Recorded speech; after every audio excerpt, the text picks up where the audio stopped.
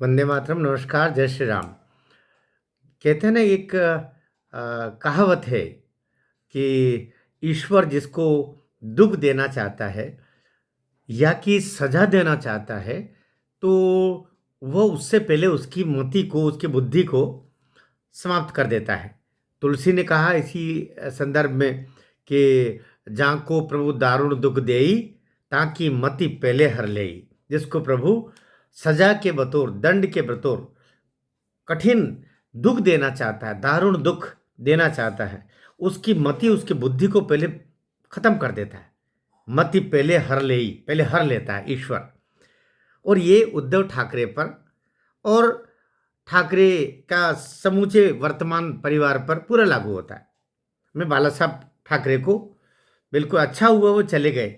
इन कुपुत्रों की करतूतों को उन्होंने देखा नहीं और वे स्वर्ग को पलायन कर गए, चले गए यहाँ से। अभी बात कर रहे हैं कि अभी महाराष्ट्र के चुनाव हुए, स्थानीय चुनाव थे, लेकिन स्थानीय चुनाव के आधार पर ही विधानसभा, लोकसभा और तमाम चुनाव होते हैं। विधान परिषद को अपन छोड़ दे तो अभी के हालत में 288 जगह थी। 288 परिषदों में से जो उद्धव की यूबीटी है ना, यूबीटी उद्धव पार्टी, हाँ, उसको कितने मिले? 9 सीट। और लगभग इससे भी वो खुश हो सकता है उद्धव के पार्टी का पूरा संगठन कि जो एनसीपी है उसको 8 सीट मिली। तो कहीं 8 और 9, 10 के आंकड़े तक नहीं पहुंच पाए। और 288 में से 9, 10, 8 क्या कहां पहुंच गए ये लोग? यद्यपि कांग्रेस से तो ठीक किया, फिर भी ठीक किया कि 32-35 सीट वो लेकर के आया, लेकिन ये सब मिला करके 50-55 के लगभग में सब सिमट गए। और 215 पर जो महायुति है, एनडीए गठबंधन जिसका वहाँ पर नाम है महायुति, वो जीता। हम इस पे नहीं जा रहे हैं, हम बात कर रहे हैं कि इस चुनाव की समीक्षा, क्योंकि अब मुंबई महानगर पालिका सामने है, बीएमसी सामने है। तो बीएमसी के लिए तो यूबीटी अर्थात उद्धव की जो शव सेना है, वो ऐसा मान के चल रही थी कि बस वहां तो हम ही जीतेंगे, क्योंकि पिछले 30 सालों से कब्जा जमा के हुए थे। अभी भी 85-86 सीट उसकी आई और भारतीय जनता पार्टी की 2-3 सीट कम थी, 82 सीट थी। वो तो उनका गठबंधन नहीं होता तो बीजेपी ही अपना महापौर खड़ा करती, जिता लेती। लेकिन बीजेपी ने ऐसा नहीं किया। वो बीजेपी का अपना तरीका होगा, हम कोई उसकी पक्षकारी नहीं कर रहे हैं। अभी ये है कि अभी समीक्षा कल की घटना का मुझे अभी पता चला, तो मैंने कहा मैं तत्काल इस पर वीडियो तैयार कर ही लेता हूँ।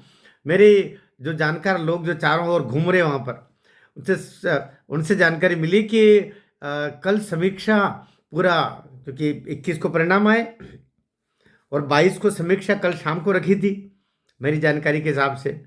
तो उसमें उद्धव ठाकरे, आदित्य ठाकरे, संजय राउत, ये तीनों लोग ही बैठे थे। उसमें कहा गया कि संभावना थी कि राज ठाकरे आएंगे, लेकिन राज ठाकरे को फिर अंतिम समय में कहा गया कि राज ठाकरे को बुलाना सही नहीं है, या जो भी उनके कारण रहा हो, राज ठाकरे उसमें नहीं थे। पहले ये जानकारी आई थी कि राज ठाकरे भी उसमें थे, लेकिन राज ठाकरे उसमें नहीं थे। ये 3 लोग थे और तीनों ने ही मंत्रणा की कि आखिर इतने दुर्गत क्यों हो गई। और दुर्गत की बात करते करते कहते हैं कि बहुत दुखी हुआ उद्धव ठाकरे उस समय, और उन्होंने ऐसे पीछे की तरफ अपना सिर भड़क लिया। और आदित्य खड़े होकर के, फिर आदित्य ने हाथ पकड़ा, कहते हैं कि उसको रोका, जो भी हुआ हो। उस समय क्योंकि दरवाज़ा खुला था तो कुछ अन्य, क्योंकि घर के ही लोग थे, नौकर चाकर दुनिया भर के, फिर लोग कहते हैं ना आपको जानकारियां कहाँ से मिली, तो सूत्र, लेकिन सूत्र जो होते हैं वो भी पक्के सूत्र होते हैं। तो मुझे कोई हमदर्दी नहीं। आप सोच रहे होंगे कि मैं ये बताते हुए खुश हो रहा हूं, तो खुश क्यों ना हूं। जब सुशांत सिंह राजपूत की हत्या की गई तब ये कितने खुश हो रहे थे। जब दिशा सालियान का रेप और उसका मर्डर किया बाद में नृशंस तरीके से, तब ये खुश हो रहे थे। जब वहाँ पर न जाने कितने और मर्डर हुए, तब ये खुश हो रहे थे। जब इनके ऐसे दुर्दिन आए हैं, तो हम खुश क्यों ना हों? और अभी तो देखो, अभी 24 को कल जो बाप बेटे की बात लगने वाली है, क्योंकि मैं फिर कहता हूँ, सजाएं दोनों को ही होगी पहले। ऐसा नहीं होगा कि आदित्य खाली फांसी पर झूलेगा और उद्धव ठाकरे बाहर से खाली ताली बजाता रहेगा। दोनों ही जाएंगे, 120 बी में जाएंगे, चलेगा।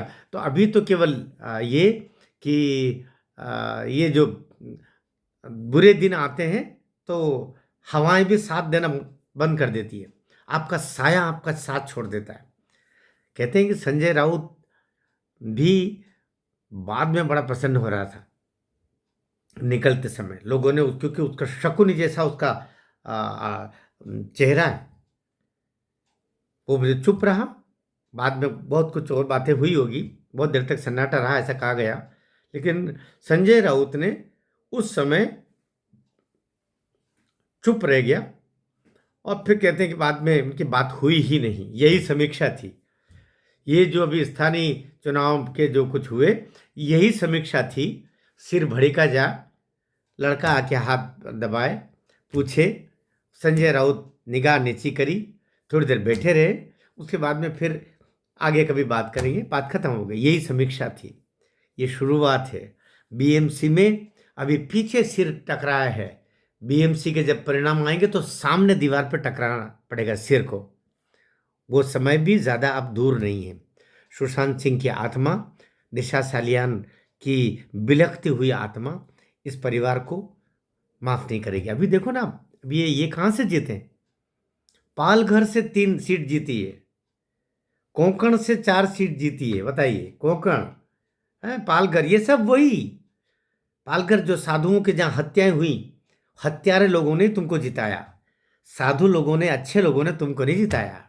ये जो 5, 7, 8 सीटें मिली ना टुकड़ों के रूप में, ये भी उन्हीं लोगों ने, देशद्रोही लोगों ने, सनातन द्रोही लोगों ने, हत्यारों का साथ देने वाले लोगों ने, साधुओं की हत्या करने वाले लोगों ने तुमको जिताया होगा।